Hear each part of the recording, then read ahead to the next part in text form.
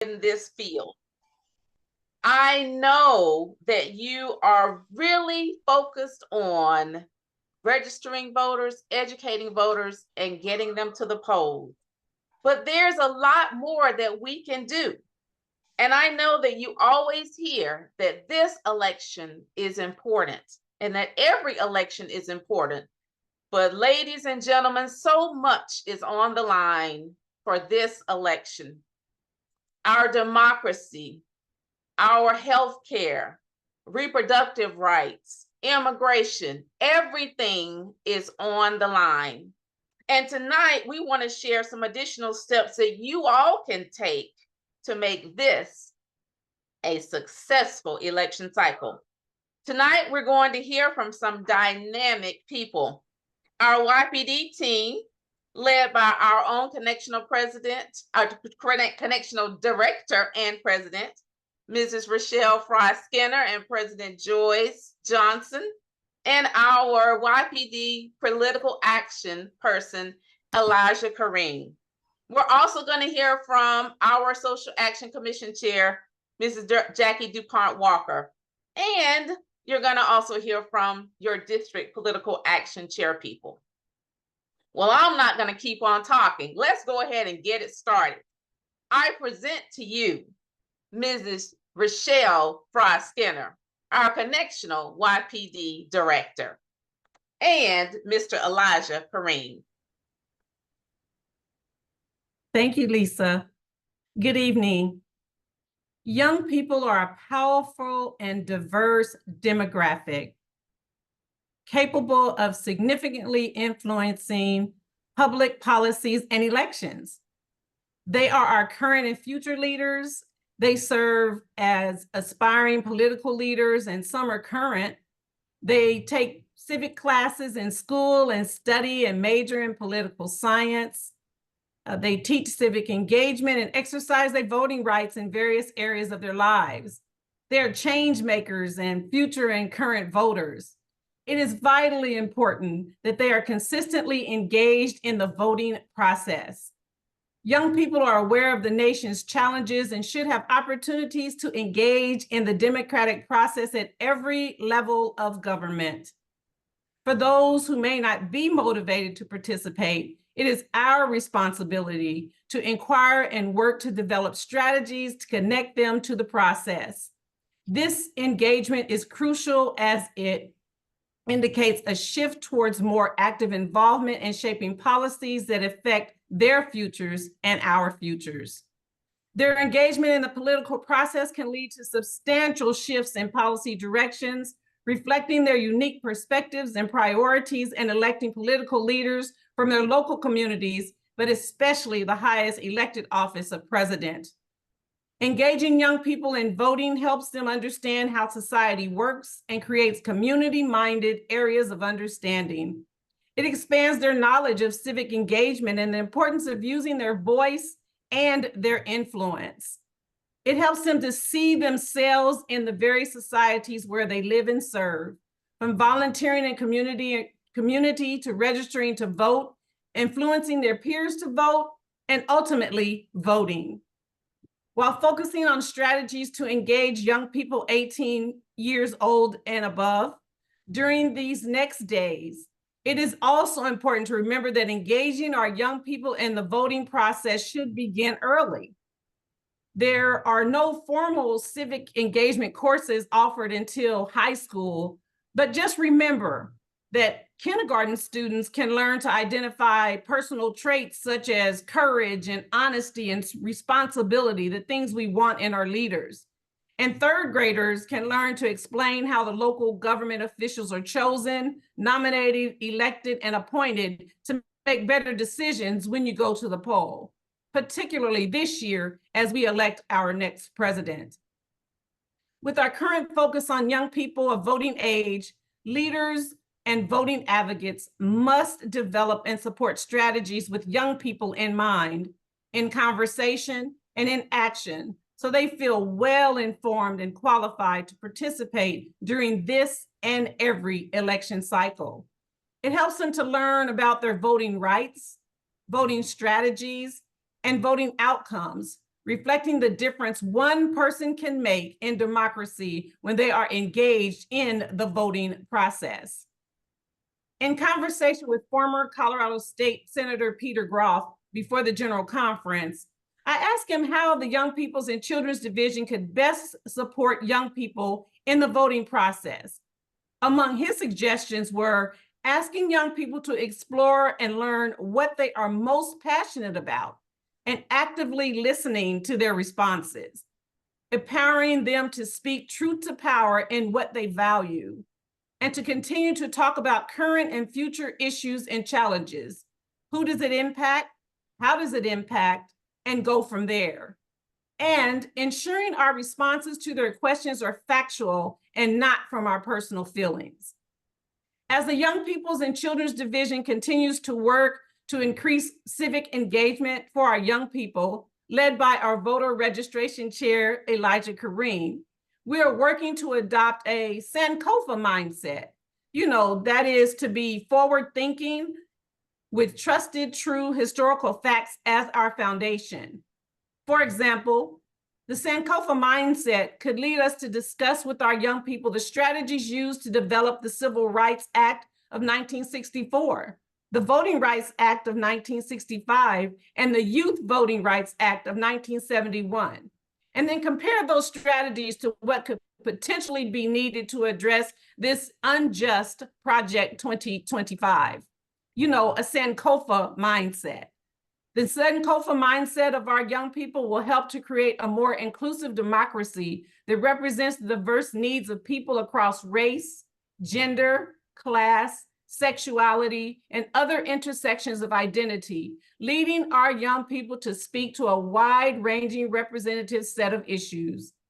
Mobilizing young people in the voting process empowers them to use their fresh approaches to address topics like the economy, gun reform, voting rights, healthcare concerns, education, livable wages, affordable housing, climate change, and more, and provide innovative solutions through strategies to elect leaders representing their interests at every level, especially the higher levels of government.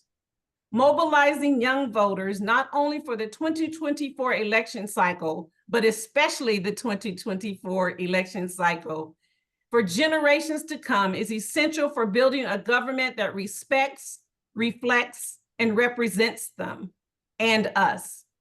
Engaging young people and helping them to understand it's bigger than relying just on social media.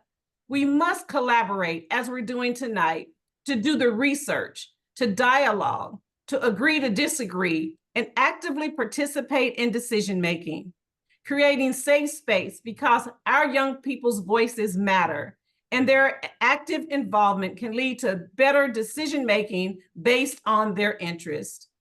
The youth vote has the potential to significantly impact this election and every election, especially this election when we vote on congressional amendments, elect U.S. senators, U.S. representatives, and of course, the President of the United States. Our collective efforts to mobilize young people in the voting process not only focuses on the immediate election cycle, but also fosters a lifelong commitment to civic participation. Let's all engage our young people in the voting process. We can start now. It's not too late. This will be our collective effort to do something, as President Deborah Taylor King keeps sharing with us, especially in these next days. We must all vote, and we must vote the entire ballot. Work with our young people to engage them in the process. We look forward to moving forward together, and we are grateful for this opportunity to begin the process or continue the process, depending on where our young people are in the process. Thank you.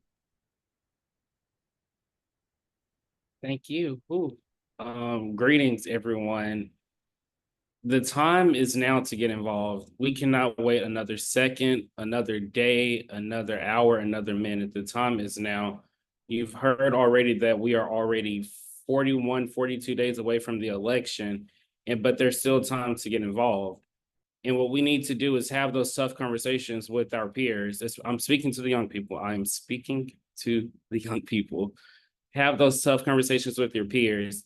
If people are afraid to talk about the election process, find a comfort zone for them, be that comfort zone for them. And I can speak from personal experience. I wasn't always civic minded. I kind of fell in my lap, honestly. It was probably 2020, I would say, when the George Floyd situation happened.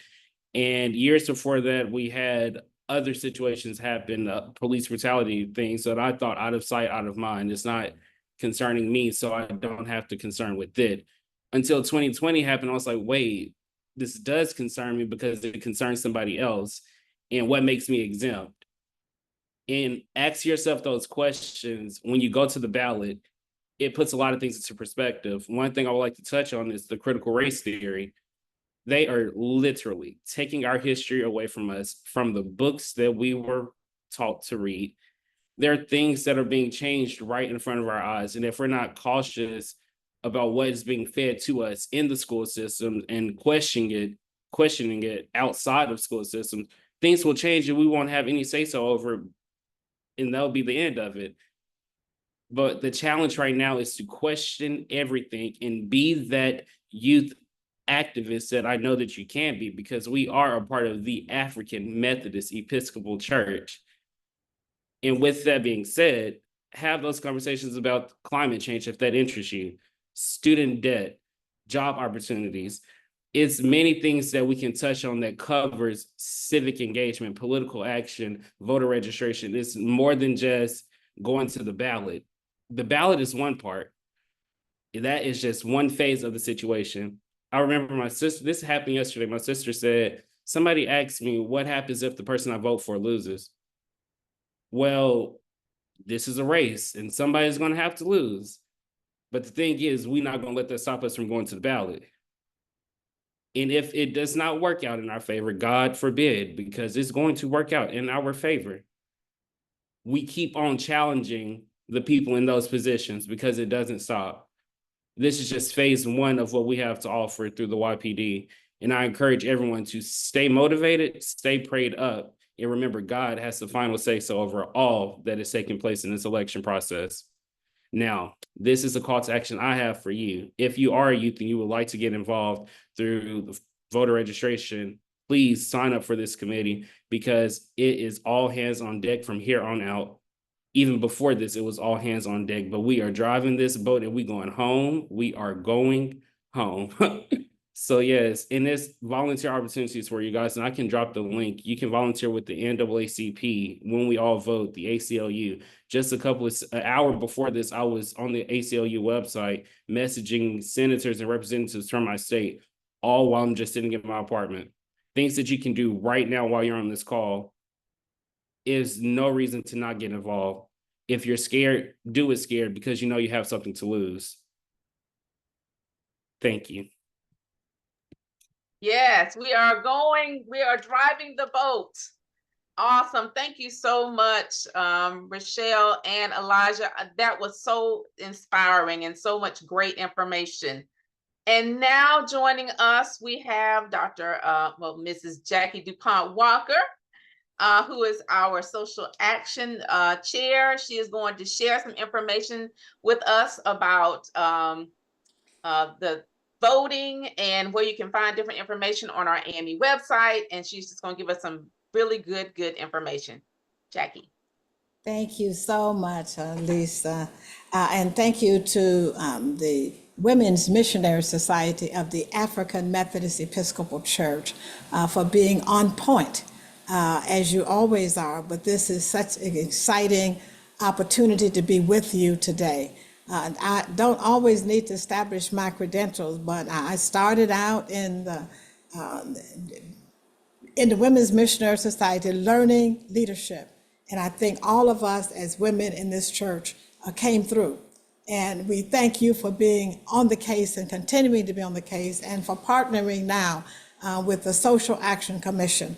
I come today with a double hat, the Social Action Commission Director, and let me point out, my chair is Bishop Reginald Jackson, whose role in Georgia in 2022 was so critical that the New York Times wrote a story about his moving from Georgia to the Mid-Atlantic area. That's the kind of impact that our church has had over the years. And your discussion, Sister Rochelle, is about the Sankofa moment, brings back the fact that as you talk about the Civil Rights Bill in 1964, guess what the AME Church was doing? It was setting up its Social Action Commission, understanding that our voices needed to be in place. You mentioned Peter Groff. Peter Groff was one of the committee members of AME V Alert. So God is confirming for us over and over and over again how important this is. And what I want to talk to you about today, the 10-10-10 movement, is a connection to Lena Kennedy, who's coming on later, who has been so excited and simplifying the work that we need to do. And I want to say to our president, you are absolutely correct. There's so much that we can do. And all of those points that you raise are those that we must protect in terms of the quality of life we have. And so in the AME Church with the Social Action Commission, I guess we were doing such a great job until they decided they were going to take away our website. It will be back on day 40 and we'll be ready to go. I'm not sure if I'm sharing yet, am I? No, ma'am, you're not, but you can. Okay. All right, so if I can share, okay. Very simple, something that we can do. And just wanted the 10-10-10 movement. And let me go to the slideshow. And somebody is to help me for the beginning of the slideshow. Okay. If you can see it, I'm so sorry that I'm inept on this one. I'm trying to get to the slideshow. Okay, from the beginning. There we are. Yes, we can. And we know this phrase, it is our watch. And so with the 10-10-10 plan, each one of us can have our own impact. And while coming together, working together is critically important, if you find yourself in a situation where you appear to be the only one paying attention at the moment, you can get the movement started. This is indeed a moment. Just a reminder, in this election in the United States, there are 161.42 million registered voters. And we need to find those who are registered and have not been voting. There have been 59 general elections since we started voting in 1788. And in this election, every single member of the House of Representatives, all 435 are on the ballot. In fact, they're on the ballot every 2 years. I don't know how they do it.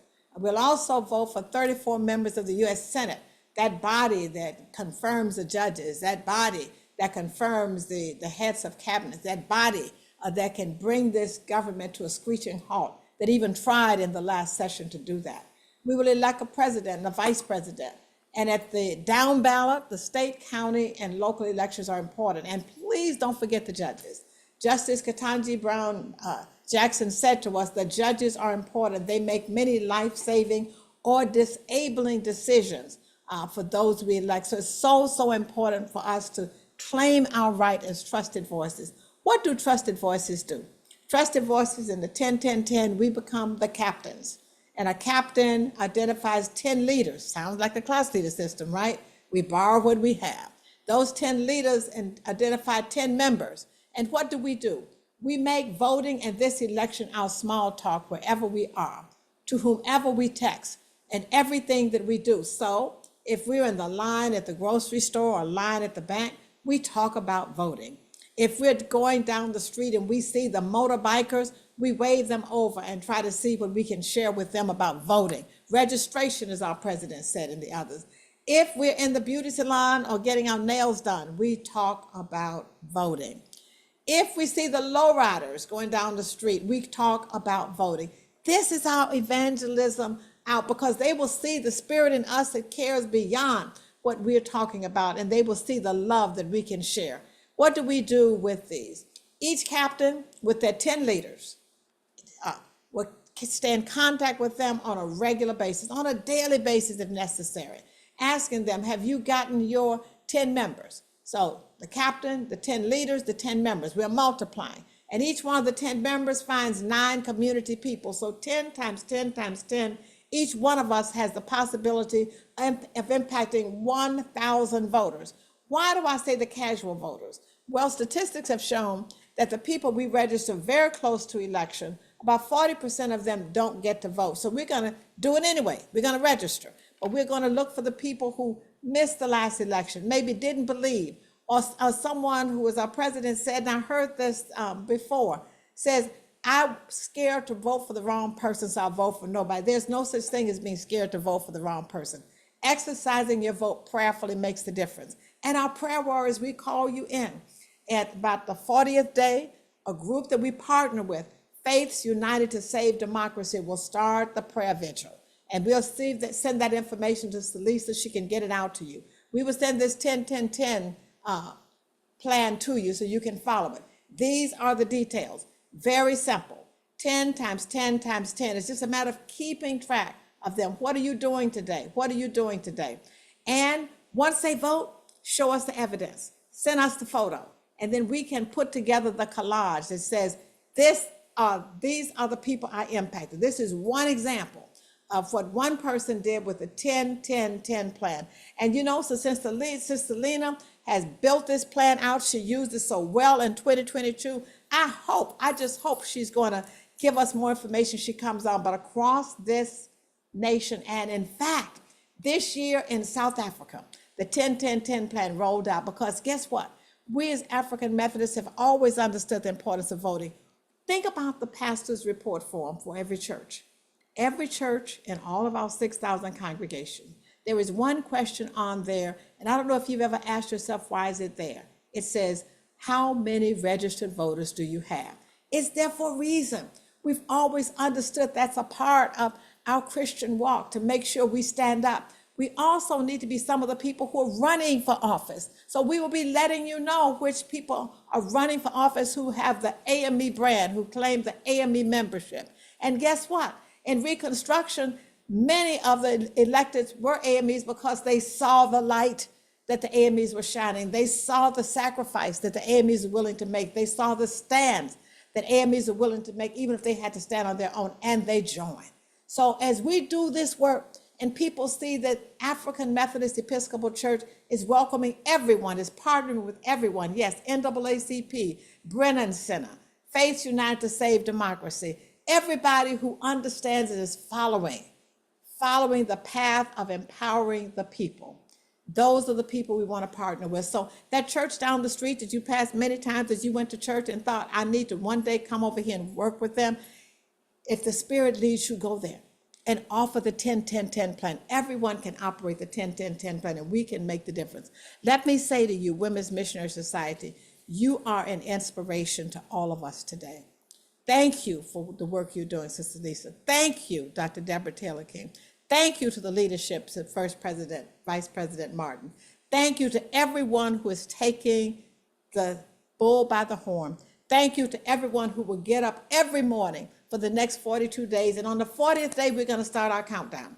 Every day, the countdown will come out from our Chief Information Officer. You can send it wide and far to anyone, and they can find something on that day that they can do that will help every registered voter. We believe we can achieve 100% voter turnout. We absolutely believe it. And let me just move to a prayer actually written by a retired United Methodist bishop and offered up by a millennial in African Methodism. It has become what has inspired me every day, and I want to share it with you. And now may the Lord torment you. May the Lord keep before you the faces of the hungry, the lonely, the rejected, and the despised. May the Lord afflict you with pain for the hurt, the wounded, the oppressed, the abused, the victims of violence. Those we must stand for, my sisters and brothers. May God grace you with agony, a burning thirst for justice. And may the Lord give you courage and strength and compassion to make ours a better world, to make our community a better community, and our church a better church. And may you do your very best to make it so. And only after you have done your best, may the Lord grant you peace. Amen. And so, my sisters and my brothers, all 500 who are here today, we have gathered to pause on this journey, to be renewed as we do when we come to our worship service and our prayer meeting and our Bible study, but to go out and to become weary again in well-doing. And the leadership that you offer by doing what God has called you to do will make that difference.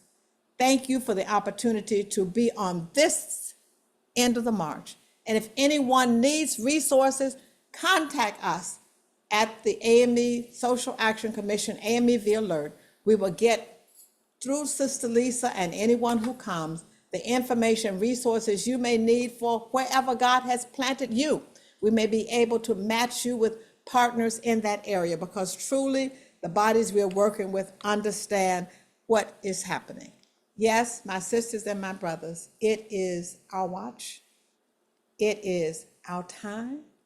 God has called us for such a time as this, when history records what we were doing in 2024 at this time. We hope the message will be, we were faithful to the calling that God had upon African Methodism. I thank you. Thank you so much. Thank you so much, Sister Jackie. That was wonderful, so inspiring. Thank you so much again. And we look forward to the countdown on day 40. And you will all be seeing it. I will be sending it out to your district political action people, and they will be broadcasting it far and wide. I want to stop right here just for 1 second and say thank you so much to everyone who is shouting out their district in the chat. So if you have not shouted out your district in the chat, please do so while we listen to our next set of presenters. They are your boots on the ground. They are your district political action cheerleaders, the people who get you riled up and revved up to work. We have Sister Janie Claytor Woodson. We have Miss Faye Dansby, Sister Lena Kennedy, Sister Brenda Cox, and Sister Ann Clemens. And they will come and share with you some strategic steps.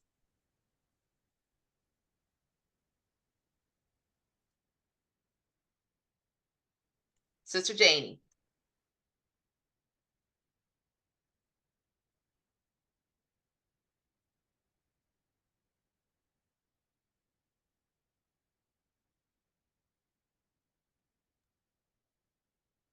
I'm unmuted. Can you hear me?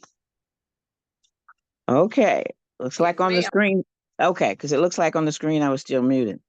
To God be the glory. I'm delighted and humbled to be a part of this very informative and awesome webinar. I come to you this evening as a representative of the terrific 3rd Episcopal District. And tonight, my 3 points for you will be very brief. The first is on collaboration. Collaboration is the process of joining together with like-minded organizations to reach a goal. And in this process, we found, at least in my area, and I come from West Virginia, we have found that we can cross political parties, we can cross ethnic groups, we cross religious denominations. We stand on what is right and doing what is just. So therefore, we have partnered for voter education and registration with organizations that you may not historically think about, like Moms Demand Action. That group is fired up to work because of all the issues around mass shootings and shootings within schools. That's a great group to work with. Also, we're working with the young campus voters on college campuses. That's a group that is fired up and ready to go. And I spoke with a young man the other day who was at a Democratic event, and he was shocked to find out that people from the other party, from the Republican Party, came up to volunteer in the organization on campus to help sign voters up because they know how important this election is. So as I said, we're going across party affiliations. We have an opportunity to work with the tried and true organizations, the NAACP, the League of Women Voters, the Divine Nine, which are leading the charge, the Poor People's Campaign, the National Council of Black Women, we're working with the Black Voter Impact. We're going into, and with these organizations, what we're doing is we're targeting those young people that will be 18 before November that are able to vote. We're going into colleges and universities, junior and technical settings, technical colleges and settings to register voters. We're also going into some senior programs. You would be amazed, some seniors who have never ever voted because it wasn't important in the family in which they grew up, or they dislike both parties. So talking about Project 2025 and the meaning of this particular election has served us well to do voter registration. And we consider that discussion of Project 2025 as voter education. So we're doing that along the way. You can check your status, and we're encouraging people to do that at vote.org or whenweallvote.org, or simply go to the Secretary of State website in your particular state, and you can check your voter registration. Why? Because some states, like my state, purged 400,000 voters. Don't know why, but they did. And I found out last week, one lady said she's always voted. She's never, and then she decided the last time she voted was for Obama. We checked her registration at the senior lunch site. She wasn't registered. So we had to register her on site. So it's very important. Don't overlook anybody. There's nobody too young, too old at this point. My next point is to as I said, register to vote, but also to check your voter registration. We're volunteering to go to local churches as well. Some of the congregations would like people to come in and check voter registrations right there after the service. So we've been able to do that. That's the second point. You might want to just consistently go to that Secretary of State website, because that's the official website, and check right up until the last day to make sure your name is on the roll. And then the last thing I'm going to talk to you about is becoming a poll worker. You go to powerthepolls.org and you can sign up to be a poll worker. And in this day and age where they're talking about, number 45 is talking about enlisting people to go to monitor the polls, you would be amazed that some people are afraid to even go to the polls. So with that said, somebody else will talk to you about mail-in voting and early voting. But if you still would like to do your civic duty and participate as a poll worker, I'm sure they'll be glad to have you. So the time is always right to do the right thing. So we're asking you to listen to the strategies tonight and do what you can do to help move the needle forward. Thank you. Thank you, Commissioner. I'm Faye Dansby from the phenomenal 4th District, and wanting to say hello to all on this call today. I'm going to first talk with you about partnering with organizations to canvass, to phone bank, to text bank, to do postcards. The high touch is critical. The ground game is what gets the voters out. Developing that relationship, spending time on that phone or texting. Several organizations are doing this. You heard the commissioner before me mention several of those. I'll reiterate some of those again. When We All Vote. And you probably also heard of Win with Black Women and other organizations that are doing a lot of this work, and even with your local organizations as well. But just again, take the time out to find out in your local areas where the canvassing is going on, the phone banking is going on, the text banking is going on, because that's where we get the turnout. And again, we need to increase those turnouts, but it's that one-on-one high touch with individuals. And canvassing is a very rewarding experience. I've done quite a bit of it in several states this year, and it's extremely rewarding, and people really appreciate those knocks on the door. The next one I have is connecting with new voters, especially if you know some new voters or potential voters in these battleground states, those being Michigan, Wisconsin, Pennsylvania, Nevada, Georgia, North Carolina, and Arizona. In Nevada, Georgia, North Carolina, and Arizona, there's a lot of opportunity to increase turnout compared to looking at the 2020 election. A lot of opportunity there to really increase turnout, but we've got to make those contacts. So make it a pledge to yourself, even this week, to contact new voters. Make sure you're checking with every single person in your family, no matter what age. Are they registered? Have they checked their status? And if they've moved, to make sure they get that changed as soon as possible. My last one is make a plan to vote. The last day of voting is November 5th. Voting has already started in Virginia, Minnesota, and South Dakota. Illinois will be starting this week. The last day of voting is November 5th. Voting has already started. Most will start in most of our states in October. Early voting is really a way to go. In case something's happened, you've got time to get it corrected. And remember again, November 5th is the last day of voting. Again, we've got a lot of opportunity in several states for early voting, and take someone with you. If you're out going to the grocery store, early voting has started, you see someone you know, say, have you early voted? Well, let's get these groceries put up and we'll go together and get this done for you. So again, every encounter you have during your early voting time, talk with that individual, take them to that. A lot of places have multiple places to go to early vote, especially in that last week of early voting in multiple states.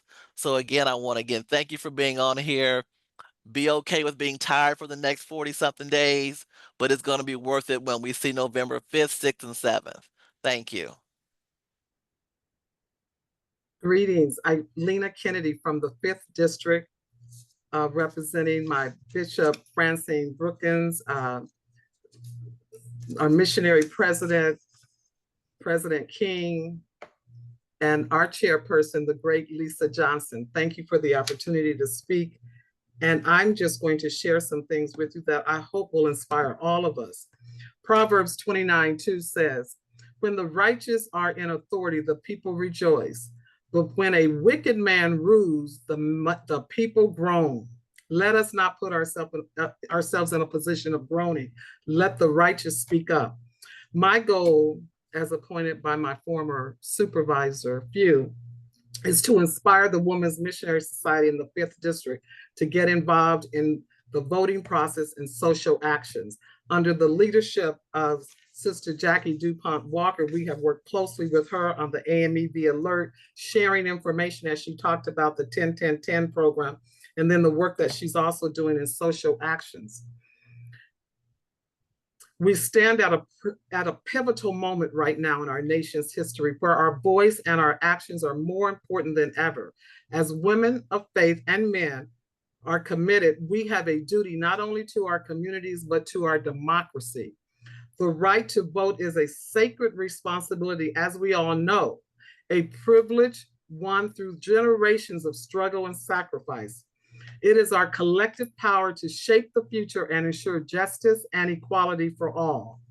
So I call up on all of my sisters in the 5th District to engage fully with me in the process, that we focus on those individuals that are registered to vote, and let's get them to the polls. That is what the 10-10-10 program that Sister Jackie DuPont Walker talked about. We have to mobilize our communities to bring about social action, to bring about change. That is the core of our mission. It is through advocacy, education, and direct involvement in the issues that affect our society that we can make lasting impact.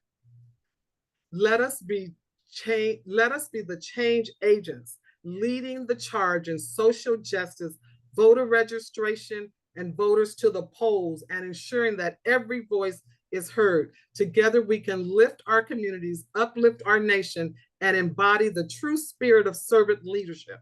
Now is the time for us to rise and for us to lead.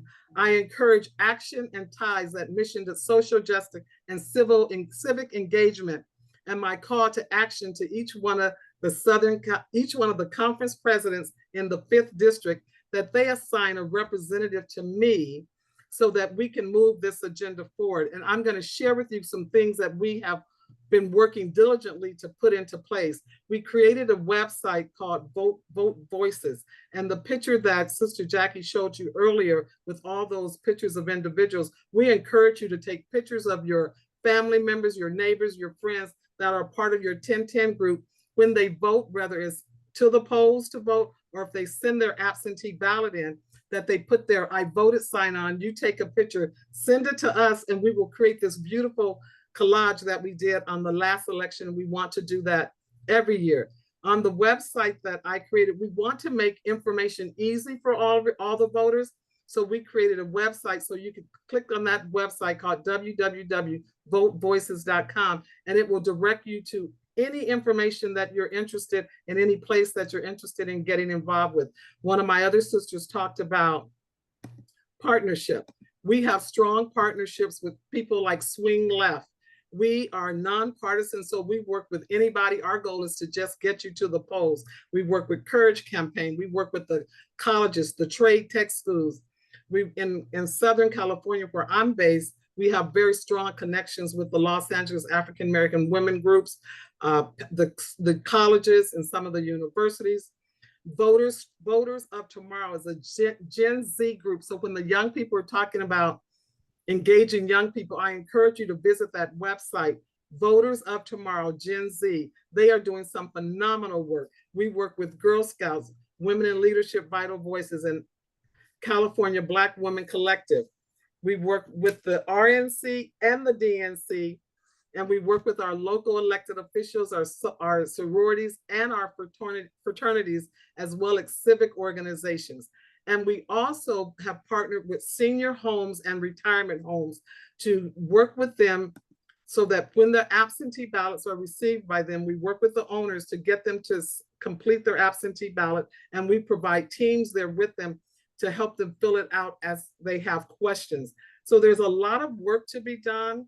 I thank you for the opportunity to share a little bit of what we're doing, but there is a lot, and our website really outlines various opportunities where you can send, we do card writing campaigns every weekend. We're sending 400 to 500 letters to different states, handwritten letters encouraging them to vote. So we have a campaign that we really try to be impactful on our outcome, and we try to document our numbers of what we're doing so that we can say that we can prove tangible results of the work and time that we put into it. We have a very short time frame, but a lot of work. So the way that I encourage the people in the community is, I said, I need you every weekend, but just think, after November, you don't have to hear from me. So it's not like we're imposing on them for a year. We're imposing on them for a short amount of time that's going to give us great results in November. And that's all I have to say. Thank you for the opportunity to speak. And Sister Lisa Johnson will make sure everyone gets all of our email addresses. But again, I encourage all of my conference presidents that they please assign someone to work with me so that we can get the job done. All hands on deck make a difference. God bless each and every one of us for the work that we're doing, and that we're allowing God to use us in a mighty way. Thank you.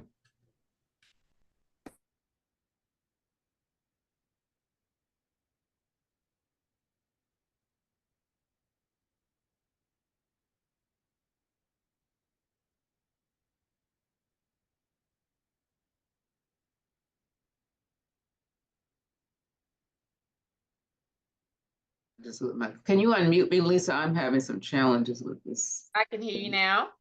Okay. Can you hear me now? Okay. Good evening. Good evening. It's always a pleasure to join my sisters, Faye and Lena. Always active, always doing the work.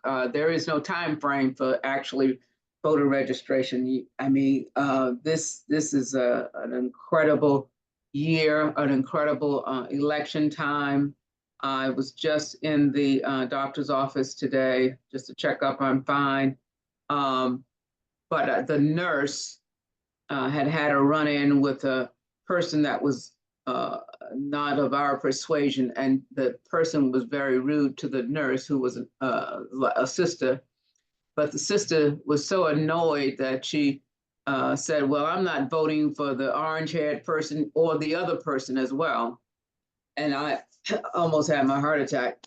So I tried to, I had to advocate for our candidate, because we are not, all of us are not on the same page. You know, we assume everybody is going to vote for our sister, and that is not the case. So the work is really divine. We here in Alabama have probably more challenges than most, well, other than Georgia and Tennessee and Louisiana and Florida. Those are the ones that stand out to me, but we are working diligently, those agencies and organizations that have the same kind of, they're not necessarily AME, but we're all in this thing together. It doesn't matter your denomination. Right now, it doesn't even matter what color you are. This is a fight for democracy, and no matter where you're coming from, your skin color or whatever, your ethnic raising or your beliefs, the important thing is that we're fighting for this country, and we are partnered. I say we, the 9th Episcopal District. I just want to give a kudos to my new Bishop. Julius McAllister and his supervisor, our new supervisor, Dina Young McAllister, who has come on board and just taken up where Bishop Seawright and Supervisor Seawright, Sharita Moon Seawright was the one that appointed me to this position for the 9th Episcopal District as it relates to social action. You know, we may have to rename that social action. People start talking about social action, they may think you're talking about socializing, but we're not. We're talking about getting our boots on the ground and getting folk not only registered to vote, but educate these folk who we're registering.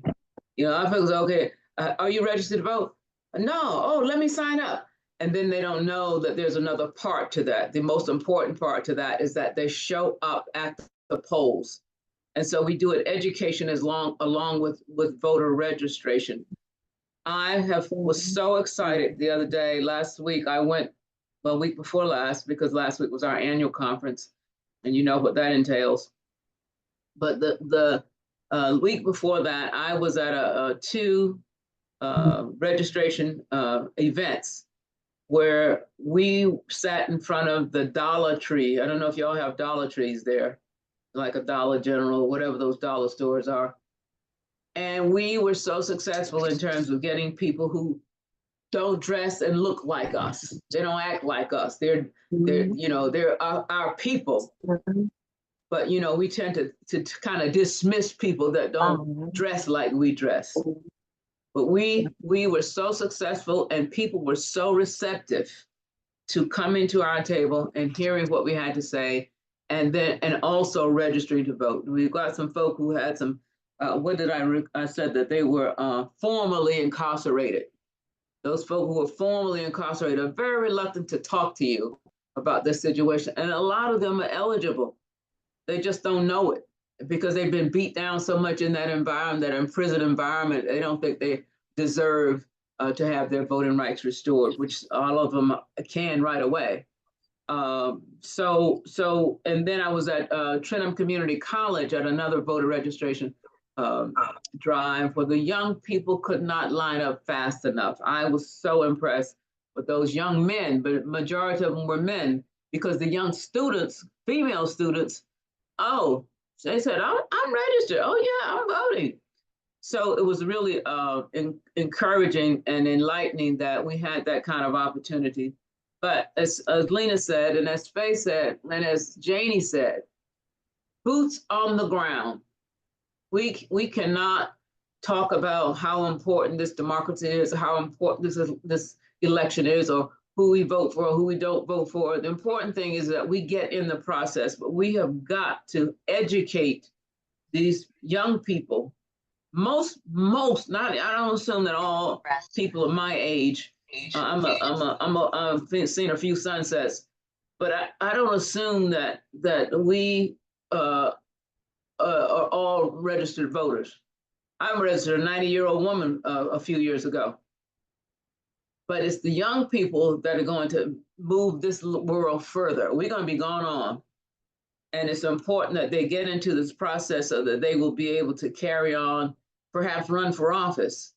And I've met some terrific and wonderful young people. So our focus is primarily at those universities, those colleges, those out-of-state students, and teaching them how they can vote if they don't want to vote in Alabama, how to get to vote to where their state is. And I mean, education, I call it voter education, voter registration, and voter restoration, which my husband works very closely with people. He gets a list and he has to call them, and then they start the process. Now, that process may not happen fast enough for this November 5th election, but it certainly can help them in the next time it's time to vote. Because voting in every election, if it's voting for the dog catcher, I say that all the time. I don't want anybody to catch my dog, but if it is whoever is voting for, whenever there's an election, we must get in the habit of voting. I don't care if it's raining, if it's snowing, if it's too hot or whatever. You know, our foreparents, civil rights movement, Montgomery bus boycott, those people suffered sacrifices. Those folks beat down on the bridge. They suffered for the right to vote, and the least we could do is honor that work that was done before us. So we partner with a lot of organizations, just as many of you said, because that's really a good thing to do. You know, I mean, and a lot of times, you know, AME, I love the African Methodist Episcopal Church, but sometimes they don't want to do a little work outside the circle. We got to get outside the circle and get partnered with these folks that are very, very active. Montgomery United is ours, one, rolling, the Young Democrats, Rolling to the Polls, Church Women Unite. All of those organizations I partner with, they call and say, we need somebody, can you do voter registration day? Yeah.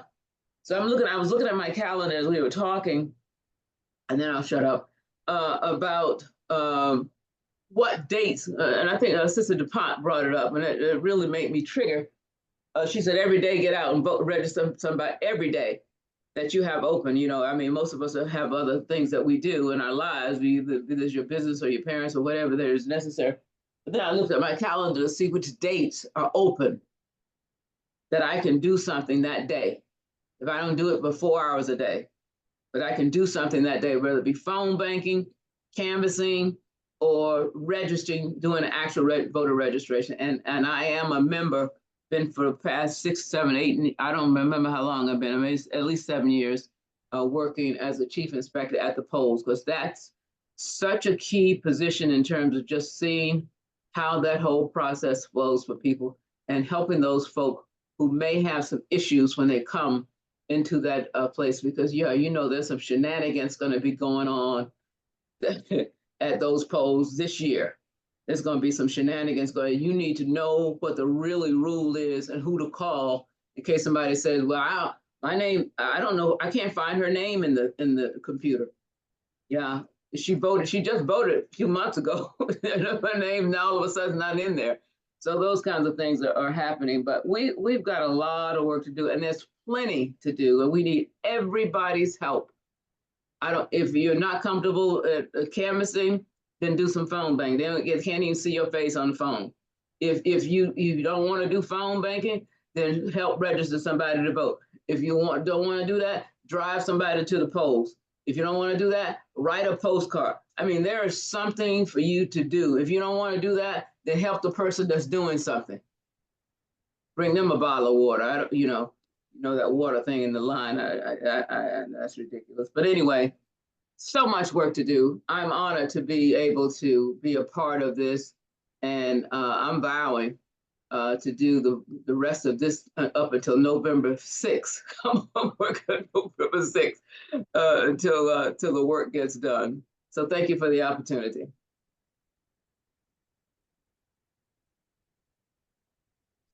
Ms. Brenda?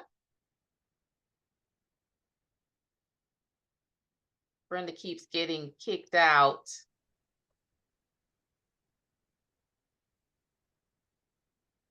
Okay, Faye, go ahead and cover those additional steps, please. Okay, yes, we've got I'm some more ready. steps. Oh, Okay. but my for some reason it keeps out. Can you hear me? Yes, we can hear you. Hello? Okay, We can I don't hear know you. why, but it just keeps going in and out. Okay. Name is Brenda Cox. I'm from District 6. Thank you, Sister Lisa Johnson, for allowing me to stay. My subject is check voter registration data. Board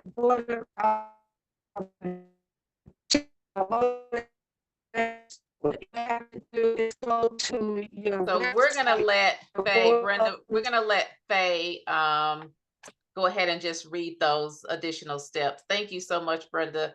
We'll keep trying to work on your connection and maybe later on we can bring you back. Go ahead, Faye. Okay, we've got some more steps for you all. Our YPD leaders need our help.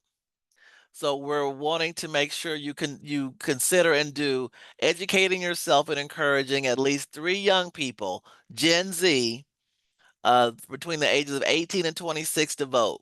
They're a very outspoken young group of people, but again, our YPD leadership needs us to work with them in reaching Gen Z, encouraging them. They've got the energy, and just wanted to make sure that we again are getting them engaged. Make sure that you are educating yourself on the issues and the candidates up and down the ballot. So all those locally, you've got some school boards on probably on some of your lists and some county candidates as well. But make sure again you're very clear on the issues and the candidates, and to talk to people about that as well. Also, get a sample ballot and look at the ballot thoroughly. Some states have a lot of referendums on them, a lot of initiatives, and some are going to be lengthy. So again, it's our responsibility to educate voters. It's going to be a long ballot, but get a sample ballot. Should be pretty easy from the election board offices to be familiar before you vote, and educate others as well, so they're not getting worn out or don't finish the ballot, to make sure they're very well of everything on the ballot all the way through. Again, as Sister Brenda was saying, checking the voter registration deadlines. They're coming up pretty quick. Most will be probably next week. Also, visit unusual places to register voters. A lot of places, a lot of states, you can help register people on your phones. So it's very mobile and easy to do. Go to those hair salons, go to the barbershops, go to even shelters. But let's be very strategic and having dialogue with people, and even getting a little bit uncomfortable if we're somewhat introverted. But this is too important and too critical for all of us and for us as a people. Also, make a plan with your local churches. Do we need to get people to the polls? And again, is everyone registered? Make sure locally everybody's ready to go and has their voting plan in place. Also, organize or assist organizing a Souls to the Polls event.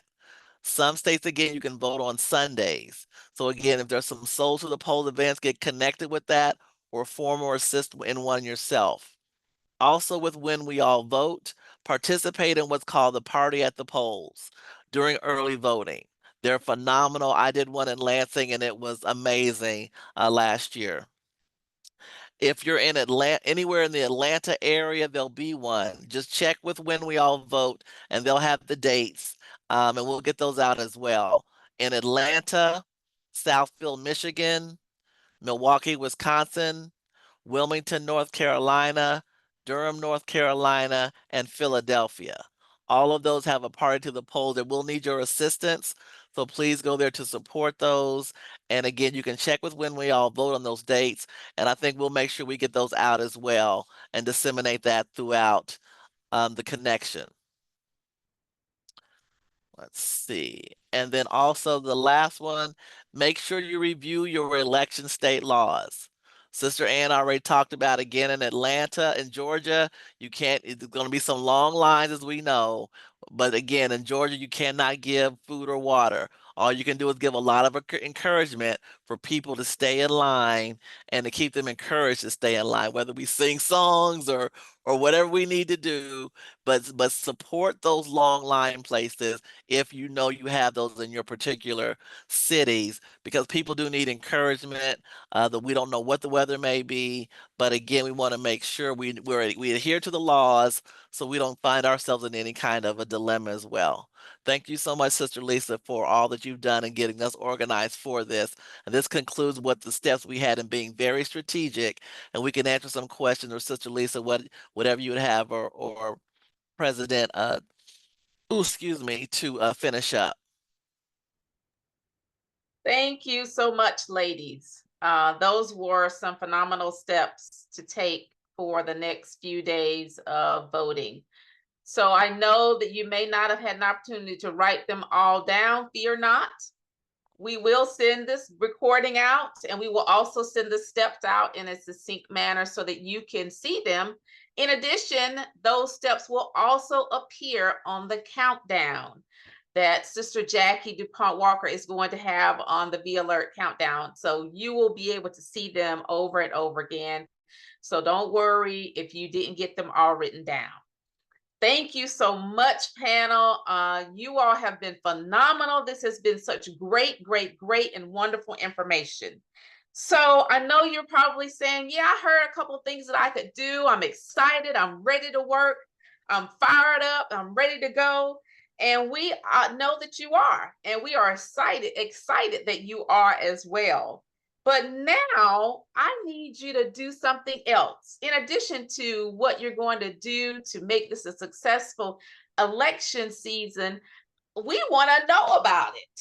We want to be able to see what it is you have actually done. So we have a couple of things that we want you to do.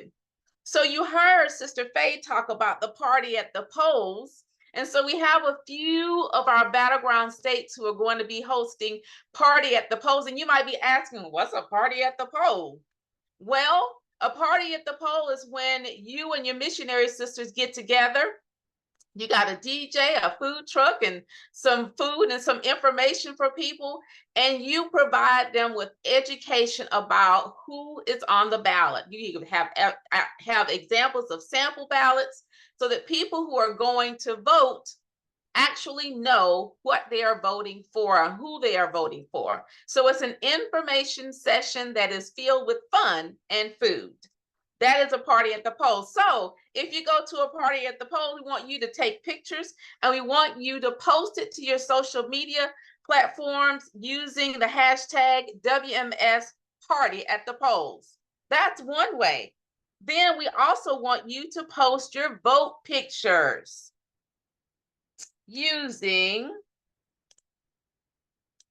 this frame.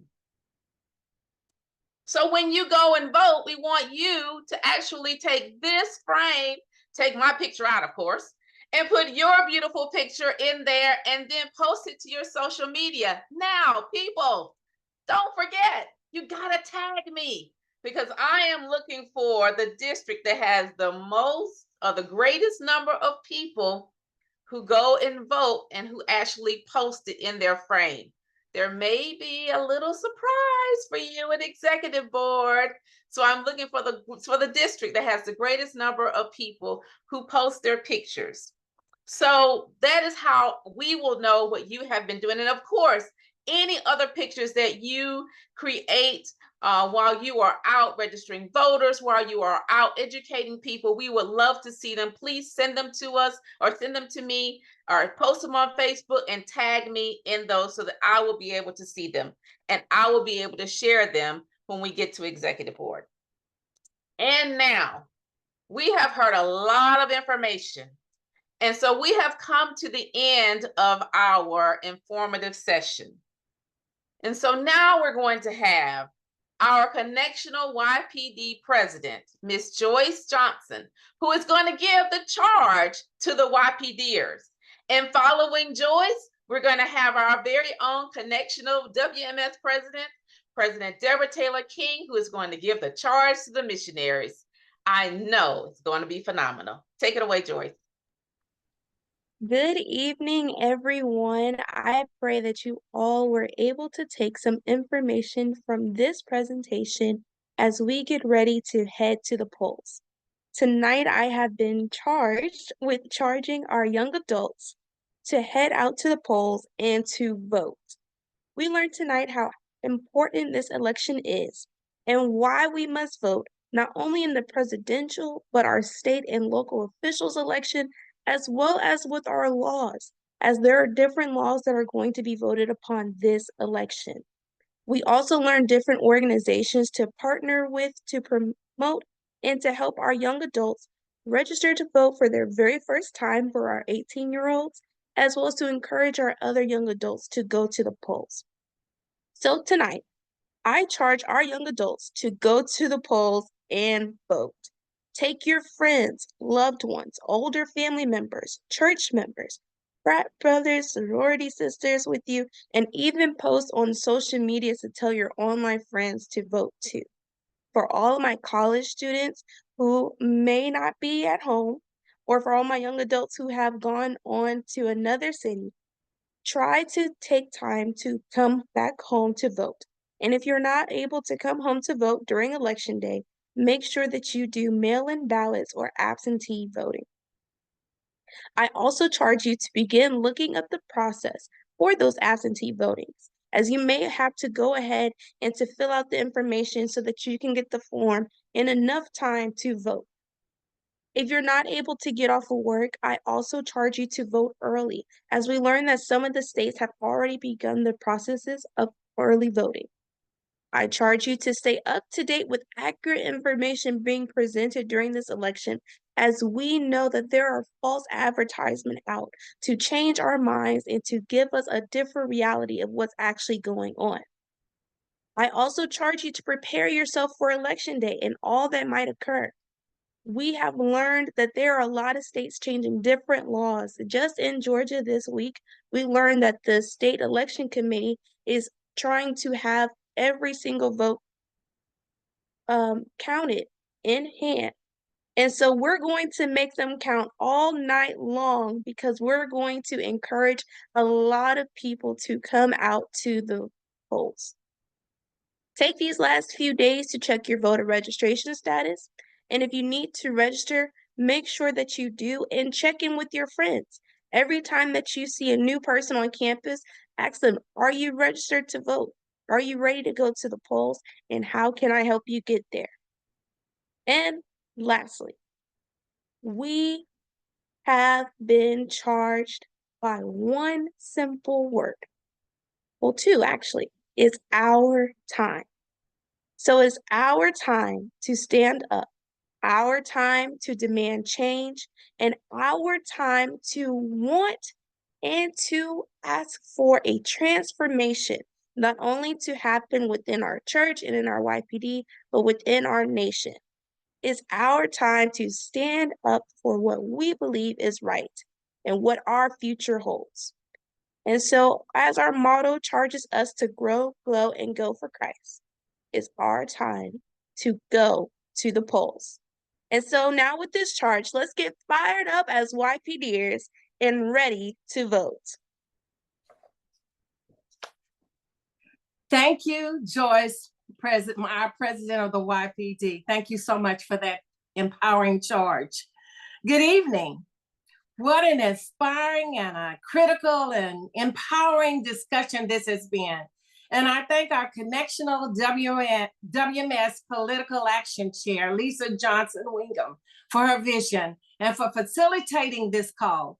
Thank you, Connectional Social Action Director, Dr. Jackie DuPont Walker, for your significant contributions. And thank you, YPD PAC, Elijah, and our YPD Director, Rochelle Fry Skinner, for making a difference. And I would be remiss if I didn't thank those district WMS PAC chairs for daring to impact this political action arena. With less than 6 weeks before Election Day, we must continue to proactively stand and intentionally serve on the powerful words of John Lewis. It tells us that we must make good trouble, necessary trouble in this upcoming elections, not just for the election of the next president of the United States of America, but all levels of government. Someone say all levels of government. We have said it before time and time again, but this time, it really is the real deal. This time, this election is the most important one in this century. Our very democracy is at stake. And in these uncertain, unprecedented, unpredicted times, as we mentioned earlier tonight, it is imperative, it is critical that we must use our power to strategically and to mobilize the vote. Michelle Obama says that we must do something. To do something by letting our voices be heard and our votes count. If we don't use our voices, someone else will capitalize with our silence. Black women are the backbone of this democracy, this Democratic Party. Thank you, empowered Black women, for fighting the good fight. But it appears that 1 in every 5 of our Black men under the age of 50 are still either not voting or they plan on voting for Donald Trump. That is why we must listen to their voices, and we must fight to shift that male vote. And we must also listen to the young people. That's why we were intentional about having them on this panel tonight. And we again thank you, Elijah and Joyce, and all our young people who will effect change. Voting is not an option. I mean, not voting is not an option. Not voting is not an option. In 2016, 40 million, I said 40 million registered Democrats did not vote. They felt like it was only one vote, but all votes matter. Bad politicians are elected by good people who don't vote. And unfortunately, I cannot tell you how to vote. I wish I could, but I can strongly express these facts. Kamala is talking about policies. Trump is talking about concepts. It's about color. He feels like it's about color, not character. It's not about dividing. It's about democracy. And it's not about going back. If you have had enough, then you're obligated to vote and vote responsibly. You're obligated to understand what's at risk. You must know what Project 2025 is about. Our voices, our votes, our democracy matters. The charge is to heed the words that have been spoken this evening and dare to respond and act. We must storm the ballot boxes like they stormed the courthouse on January the 6th. We must vote as if your spouse is an immigrant, your child is a transgender, your sister is a victim of gun violence. You must vote as if your brother was gay.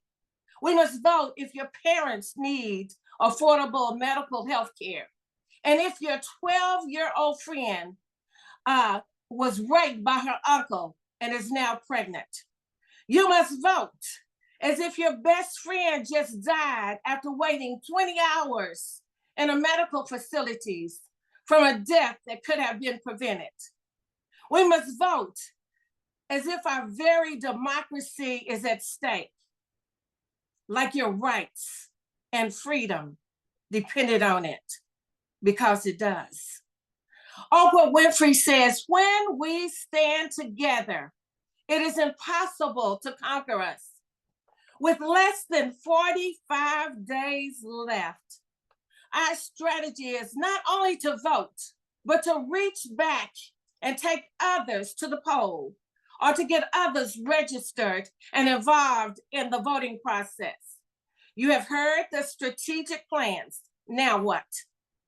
Our charge is to honestly and prayerfully look in the political mirrors and decide if you want to fight to ensure liberty, justice, and democracy for all, or just sit back and idly do nothing. United we win. One voice, one fight.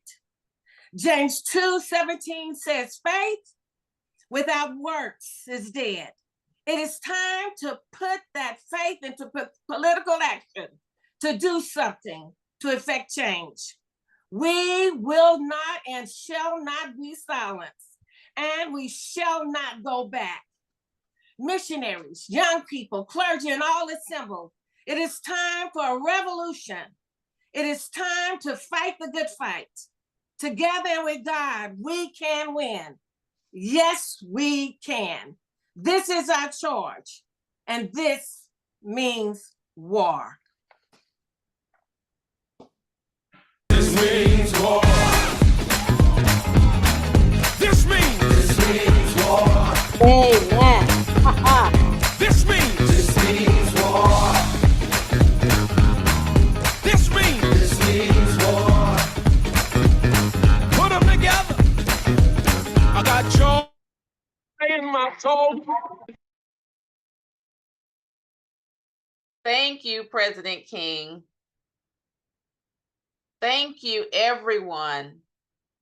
Thank you, missionaries. Thank you, pastors, supervisors, everybody who is on the call tonight. Thank you so much for joining us. I hope and pray that there was something that was said that has inspired you to action, and that you will be able to use this information to go forward to have a successful election. This concludes our program, but I'd like to lead us in a closing prayer and wish you all a very good night. Let us pray. Gracious God, we thank you for this evening. Lord, we thank you for everyone who has dialed in, who's taken the time tonight to dial into this conversation. We thank you, God, for everyone who is working to educate and register people to express their voice, lift their voice. God, we pray that this election will be an election for our democracy. We pray that people who work in the polls will be safe, people who go to vote will be safe, and that your arms of protection will be around us at every turn. God, we just thank you. We love you. We magnify your name, Lord, and we say thank you and amen. Good night, everyone. Good night. Good night. Thank you, Sister Lisa. Go Excellent. in power. Thank you, Good night. everyone. Thank you. Thank you, Sister Jackie. Good night. Thank you so much. And Thank you, there you can Madam take us out with President. the music. Thank you, Faye and Janny and Brenda. What a and- team. What a Thank you. team. Powerful message, Doctor. Powerful message. Yes. Madam you. President, thank you so much. Thank you. And we thank our new commission chair, Bishop Beeman, as well. Thank you all. Amen. And good Amen. night. Thank you. Amen. Good night. Good night. Good night.